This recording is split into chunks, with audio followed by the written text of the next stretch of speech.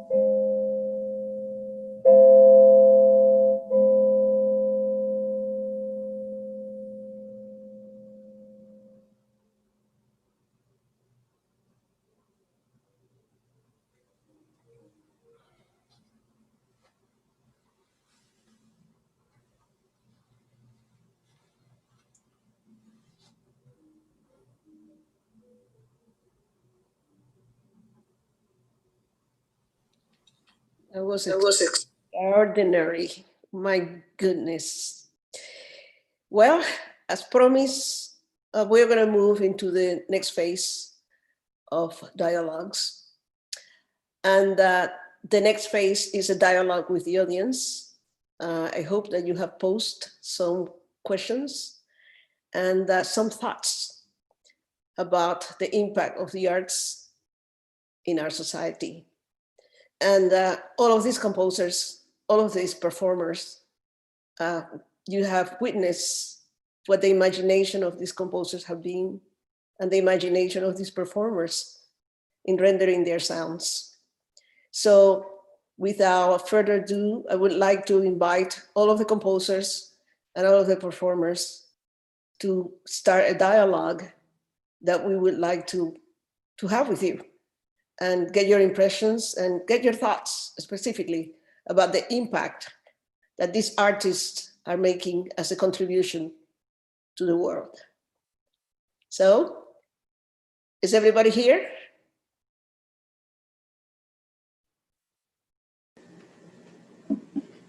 Hey, Nicole, Andrea, where's John? And George, Pauline and Conrad. Hello. Everybody here?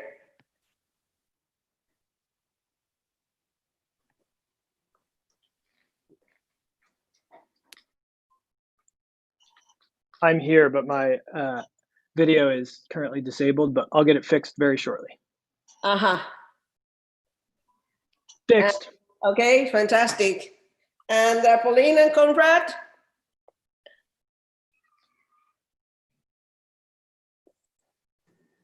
Hello. Hi. Okay. Maybe John will be around shortly. I'm here. Oh, fantastic. So we all are here. Great. Yes. So is there a possibility then to start this conversation? I have no idea if anybody have already posed any questions, but as you know, we like to explore the thoughts that have to do with the impact of what you're doing or your contribution to the arts and the impact to our society. So if any of you would like to jump in there and let's have a lively dialogue about these possibilities and exchanging of ideas that might be inspiring to those that are listening to us at this time. I can go first. Hello, hola, ¿qué tal? ¿Qué pasa? ¿Qué pasa? So I'm just going to make a little bit of a bridge between what you just heard. So George, which, as you could see, is an extraordinary performer. The piece that he performed, the name is Cadernos, which means notebooks. And the three movements that you heard, the first one is called Footsteps, the second one, Stories, and the third one, Freedom.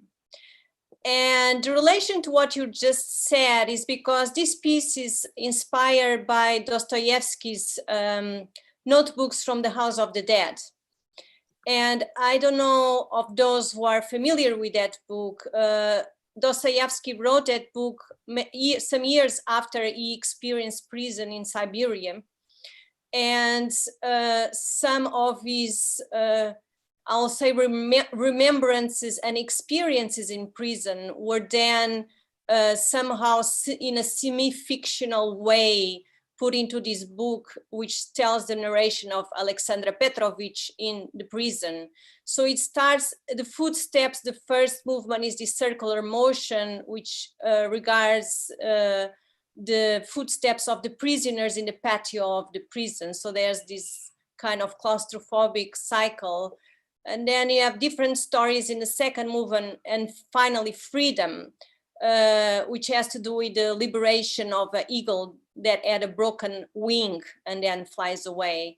And I'm telling you this story not only for you to understand the narration of the piece, but also it has to do with what you just mentioned, which is, you know, Alexander Petrovich, he found liberation in jail through writing, through his notes, through his impressions, and all that claustrophobia and all that, you know, intense pain and grief that he was feeling in prison was somehow put into his notes that became this fictional work.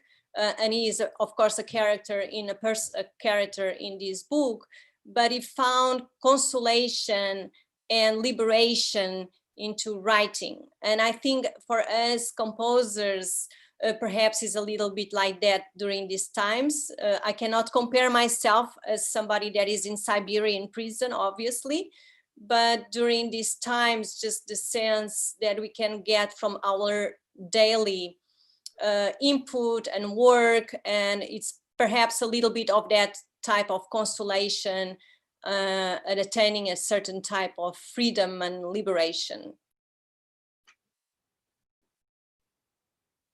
I'd just like to tag on to, since we're talking about Andrea's piece, I've known Andrea for a long time, and the wonderful thing about this piece for me and being able to share this music with an audience is that not only have I gotten to know this Dostoevsky novel through Andrea and her inspiration for this piece, but I've gotten to know Andrea's music and her inspirations throughout many works. And it's fascinating for me to see how those two meet and create new art and new music. And something that's, while it's inspired by the Dostoevsky, it has Andrea's Portuguese flair in it, and it has her sense of harmony and the things that she does and that are so unique, and what she brings to that. It's wonderful to be transported. I myself am transported, especially in a time where we're not really allowed to travel and we're kind of stuck in the room by ourselves, but I'm able to be transported, and hopefully others are, kind of around the world through Russian literature and through this amazing Portuguese background that Andrea has, but also incredible sense of jazz that Andrea has and knows thoroughly, and on the vibraphone, which is also kind of a unique instrument. So it kind of is this wonderful blend of different things that I love to share with people, and hopefully it brings them somewhere new, somewhere they haven't been before. Is this piece anything that you may think, you know, once we have heard Andrea's imagination put into sounds and your interpretation, and you probably knew what she was intending to do, how this would relate to our times, for example? Well, for me, I think the fact that it's rooted and it begins with kind of the idea of a political prisoner, you know, Dostoevsky, and this intense solitude and despair. I mean, not only do we have a lot of current events going on that make us question freedom in general and make us realize that it's maybe somewhat of a delicate thing, but also we've all been through this experience of solitude, and how do we find the other side of these quarantines, these times? And I think the inner turmoil and struggle of the first movement, these footsteps, the claustrophobic circular thing, maybe walking around your apartment, not allowed to leave it. And then this kind of battle that happens in the second movement with a few different storylines going on in the chromaticism. For me, almost, I'm not putting any words in Andrea's mouth, but magical realism in a way. In at least it sounds that way to me in the second movement. And then we arrive at this, you know, this liberation, this enlightenment, this opening up of sun and light coming in by the third movement. And I think hopefully it gives people maybe who are stuck inside and maybe have lost a little bit of hope for when this thing's ever going to end, a reinforcement and a reminder through the ages, through 19th century Russian literature and Andrea's current piece. We humans have been trying to find the ins and outs of experiences like these for a long time. This isn't the first time we've been through it, but we can figure it out. Mm-hmm. Anybody that would like to jump in with that thought and actually go to the impact of these sounds or these pieces for those that listen to it and how we can relate to it. You know, we all embrace sound in our own very individual way. So for us, it might mean something totally different. It might be something that we are struggling, you know, internally. I mean, it's reflective. Whether we know what the story behind the piece or not is, you know, sound, and it's the body, you know, to have sensations. And therefore, you know, our mind and our heart, everything gets involved. Everybody, yeah. I just wanted to maybe say that thinking of the sounds of quarantine and what it was like to be in isolation and in pause in New York City, all the familiar sounds of the city no longer being that everyday familiarity and becoming a foreign thing, but something new that has always been here, the sounds of birds, bird songs, just a different energy in the air. And what was it? I'm trying to remember what it was, but oh, water. Apparently, a molecule of water is something that has traveled through space. It's something that has existed for many, many years. So water that we have on this earth is not something new. It's something that's pre-existed our time. And I think about how we relate to sounds and associate sounds and the impact of what that means, and how when sound is organized into music, how that connects and how that, you know, activates memory or distance or whatever it is. I thought during quarantine, I noticed a lot of that, just a different energy, vibrations, and the interesting connection between history through story and the current with music and connecting us as humans. So that's all. What about you, Conrad? Nothing to say?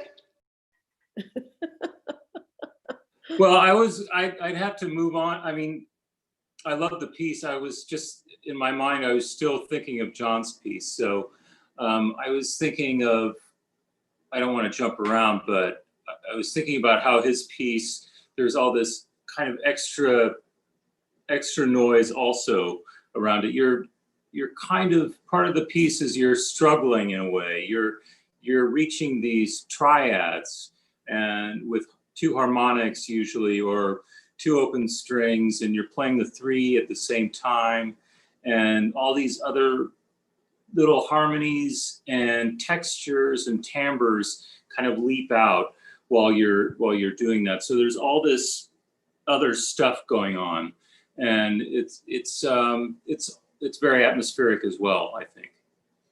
Mm-hmm. So that was what I was thinking of. What do you think? I mean, for example, using this work and the voice of the composers that we are performing, I really want to get into the impact that this may create on those that might not know these composers, but they hear the music. And some of us have the impetus to know who wrote this, who did this, you know? And if we have the chance, as I said at the beginning, imagine if we can actually talk to our favorite writer, to our favorite composer, to our favorite choreographer. Yeah? So what do you think that we're doing in a way? Well, I just loved the intensity of John's piece. I think it really connects to the way things are right now. There's just so much going on that I don't think anyone can doubt that there's a lot of, whether you want to call it chaos or turmoil or whatever you want to call it, is a lot of it going on. And yet the piece also has a spiritual energy. So I was curious hearing from John, like how you were thinking of it and how you chose this for this specific performance and in relation to what's going on, and also what you thought about in terms of the roles of the two string players and how they related to each other in contrasting roles where listening, I think the idea of listening is being challenged. So I'm curious about that. Well, thank you, Nicole. The piece was actually written with the idea that the two players might not be in the same space together because of what we're going through. And I was thinking of how could that be a challenge, not not something that's detrimental, or I thought, what's that? How could that be inspiring? And so I put this piece together where the two of them really make a lot of their own choices. They're moving through the material on their own, but the idea is that they slowly, I mean, centripetal light means light that comes together, that coalesces, that is drawn together, I guess, ultimately into a sort of a black hole or some, concentration of light. And so I was just thinking of having them begin in this very ethereal, transparent place that they choose. And as Conrad pointed out, their little sparkles come through in different ways from each of the players. But then with the addition of a rhythm, with the addition of amplitude, with the addition of intensity, they kind of try to come together, and they overlap, and they go back to ethereal, and they finally end with what I wanted to be, just the most intense high level tremolos that kind of brought these two voices together. So it was a lot about freedom. It was a lot about finding each of their individual ways to that place. I think they did a fantastic job.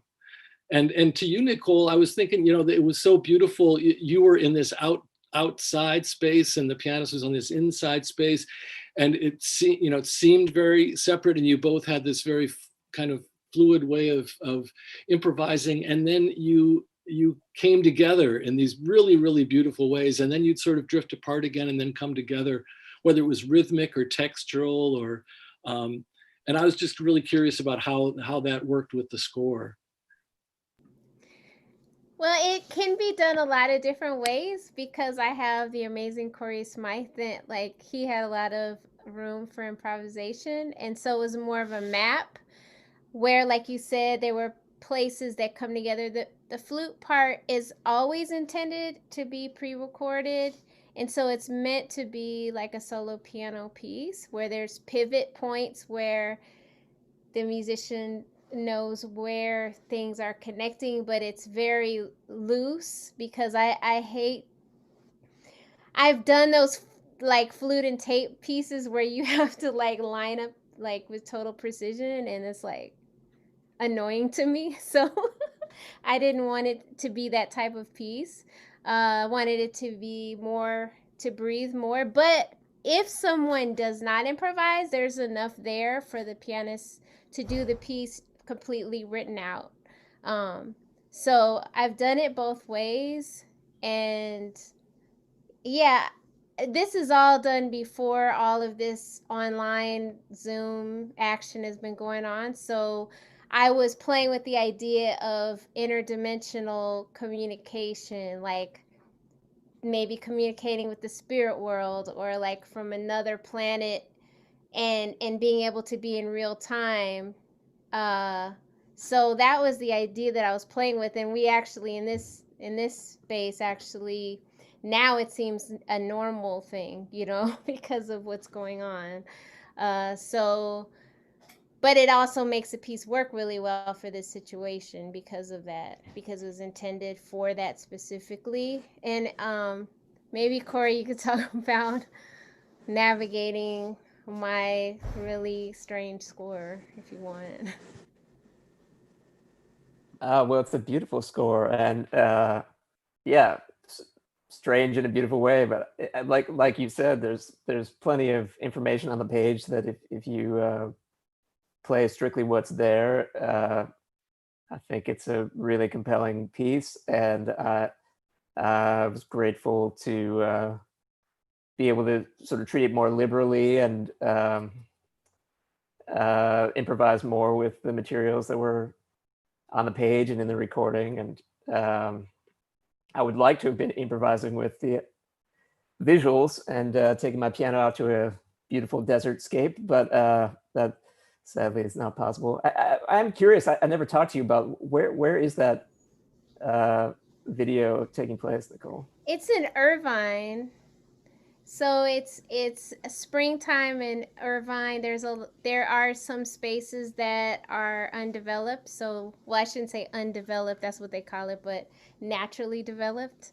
And it was spring, so all the flowers were coming out, and just playing with that idea of identity between, like, we have our business that we take care of, and then you have your private self, which is more close to your spirit and maybe also closer to your ancestral connections.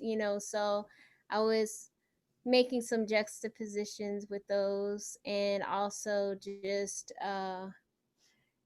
trying to have fun with all of the I like to celebrate nature in a lot of my work. So it was a really nice space to play with. And I had, the main videographer, Chantel, is just like she has an amazing eye. And I asked her to, like, put these webs and fabrics over the lens, because I didn't want it to be so straightforward. Like, how do we really understand each other?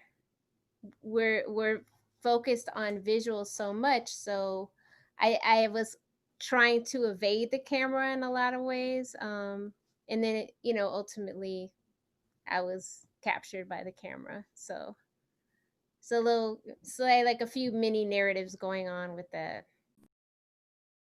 I would like to actually go back to the focus of the impact. How do you think, as composers and performers, that you are exercising an impact right now? Friends, relatives, students, the community, specifically because we don't see each other now. And we are constantly distant. We are not on stage. We cannot reach with our energy those audiences that might be sitting there, or the audience members that know us, that might waiting for us at the end of the performance, or those friends with which we might gather after a performance to celebrate a premiere, to celebrate the second or the 10th time of a piece is performed. So what do you think, that you are contributing at this time? And I don't want that to be a loaded question, but I think that, since all of these sounds come out of not only your imagination, but, they come out of your heart. It's a form of expression, in a way. You're expressing yourself in sound. So how do you think that this is actually something that might be helping each other and the community at large? I think us all just being here and continuing to do our work and being creative and figuring out how to work Zoom and figuring out how to work with somebody who's across town or across the country or on the other side of the ocean, just showing that even in these very difficult times, we're doing our work, we're continuing to be creative, and we're, hopefully getting it out to people that can see it and enjoy it. And not only that in itself, but what we're all going through, what we're all doing. We're all showing up here and doing something, and not letting anything stop us, in a way. That's what I think our impact is. Mm-hmm. Any other thoughts? I like the idea of, I'm always trying to think of transporting people, taking them from their captive space, and as cozy as we can make it at home, the inability to go to the concert hall, the inability to travel for a lot of us, travel further than the block or the grocery store, trying to give people and connect with people by, saying, hey, come to this sound world with me, this alternate dimension, and let's share that space for a while, and reflect on it, and then have a conversation about it afterward, which we can still do in this space. So that for me is, that's the thing I love most about what I do in normal times when people are there in the concert hall. But now, even still trying to, you know, make people forget they're on their couch and there are dirty dishes over there and whatever for 10 minutes. And then they kind of, the piece is over and they go, oh, I forgot. I'm here in my apartment still. You know, giving them somewhere to travel to. Mm-hmm. So Anyone else? Yes, hola. So first of all, I love the piece of John King and Nicole Mitchell. You know, it is so nice to meet you both and your performers. I didn't say this before, but it's such a pleasure to meet you. I have to add something. I think Tanya, you probably understand this. I don't know, you know, being from another country, this was the first time in my life that I could not travel to my country. I know Tanya experienced this many years, or for many years, but for me, it was the first time that I was in a situation that I could not travel for a period of 6 months. I knew I could not get in a plane and get back to Portugal if I wanted. And that gave me a great sense of displacement. And that made me feel very uncomfortable and trying to figure out really where my place was in the world. And I have to say that with George, you know, as George said, you know, we go back many, many years. I met George, we were both still as students when we met, about 12 years ago, probably. And this piece is been there almost from the beginning. I wrote this piece, I was still a student then. I was in a period transition between jazz orchestra and classical. And George was there and he's been playing this piece since then. And both we've been growing, me as a composer, him as a performer. You know, we've been there for each other. He's been performing my music since then. I've been audience member for him since then. And that's very important for me in this moment where there's a great sense of displacement. To have those relationships with your performers, the performers that perform your music, that become your friends in your life. And, you know, and for me to have that, a George in my life is extraordinary, and is very special for a composer to have that, because without George and without Cory and Nicole and, you know, all these performers, the composer is just, you know, for me, I'm not a performer anymore, just notes on a page. You know, you need these vessels, you need to, you know, to have this you know, voyage through the performer so it can be heard. And that was very important at this point in my life, to have, you know, these performers that are incredible. Yeah, I think that you just really hit a subject. I had to look up what impact means again, because I was like, what is this? And it's one of the definitions is that it has a strong effect on someone or something. And I think this pandemic has impacted our world as artists. And what does that mean? That means our audience is also impacted. So then what is your role as composers and performers? Change. Something is going to come from this, right? So I think we're living in this very pivotal moment, not just the pandemic, but all the things that are happening right now. And as performers and composers, that is an impact, and the audience is impacted by what's to come. So anyway, now that I looked it up, I felt like I could talk about it. You know, I am of the mind that I don't know where this comes from, because I mean, certainly it's not mine. It came from someone that thought that the arts belongs to the people. And the thing is that we are members of society. We are people as well, that we have the preference of doing something, or that we have dedicated our lives to do something like this, is because, I mean, it has been a calling for us. And that is part of the contribution, the same calling that the person that actually may choose, that's his calling, or the person that is actually, you know, cooking for a lot of people, that's that calling. So we are all contributing in a way. And as far as that is concerned, I understand ANDREIA very well, because, you know, I mean, as you know, that I come also from another part of the world, and it has been a constant deprivation, not being able to go to my initial place, you know, my native land, and for many circumstances. And now with the pandemic, it just exploded because I mean, members of my family are in different parts of the world. And it's an incredible situation because it makes us reflect. And the reflection is that, what am I doing? What I have been doing all my life? What I have been doing, you know, with this calling to music when I started as a child and never thought I would be talking to all of you. And one of the things that actually give me a lot of peace is to be able to conjugate with you the same passion. You see, I mean, whether you like it or not, or whether you don't didn't know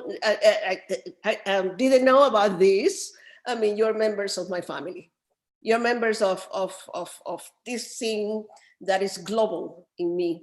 It's not local anymore, you see. And this is one of the things that you are impacting me. The pieces that I listened today impacted me. They are pieces that are new to me, coming from these composers. I know other pieces, but I didn't know these ones. You performers are impacting me tremendously, because I mean, for you to translate what we do and make it live and actually send it out, you know, like you send a baby out, I mean, that is tremendous. So therefore, all of this is very important, what we're doing. And as I began, we are part of that community that embraces all the communities of the world. And the arts belongs to the people. We are the people that belongs to the arts, and we are contributing not only this century, but I always talk about the fact that whatever we're doing right now will be discussed next century. And this is actually what we're doing. We are actually writing right now the document that is going to actually be discussed then. Who knows what is going to happen with all these videos? You see? So this is a document as well. So anything else to explore before we conclude the program today? I'll just say thank you, Tania. I've known you for a long time. It's a real pleasure to be a part of this and to meet everyone and to hear this great music. And music is a space for liberation. That's what it's always represented for me. And it's a space that actually, because it's not 3D, it's not physical, no one can take it away from us. So while all these crazy things are going on in the world and we try our best to give people hope and a sense that things can get better, we actually are helping to create an alternative world where we actually exist in freedom as long as the song is playing. So very beautiful. Yeah. Well, seems to me that this is a time now that we are going to say goodbye to our audience and to those that have been with us for more than 1 hour. At this time, I would like to thank you all for joining us and making the inaugural virtual Dialogues event such a success.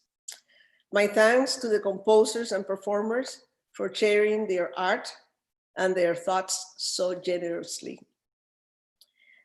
I would like to also take this opportunity to thank our board of directors, institutional funders and donors who support the mission of Composers Now, and to the team that makes Composers Now run: Beatriz Hernandez, David Bridges, Amy Roberts, Froley, Andres Vera León, Yvonne Paredes Burton, Marcello Di Russo, and Austin Shattuck. So until next, love you all, and let's continue to contribute to our society the best way we can.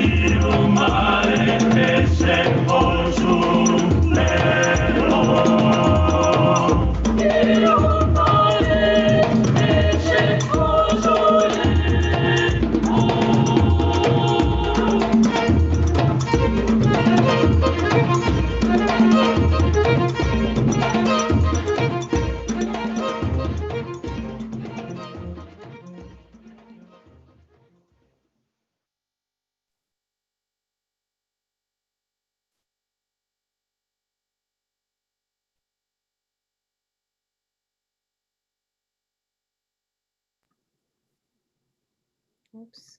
Hello. Hello. Gracias. Thank you. Thank you. So, I mean, Andres, can we all be in the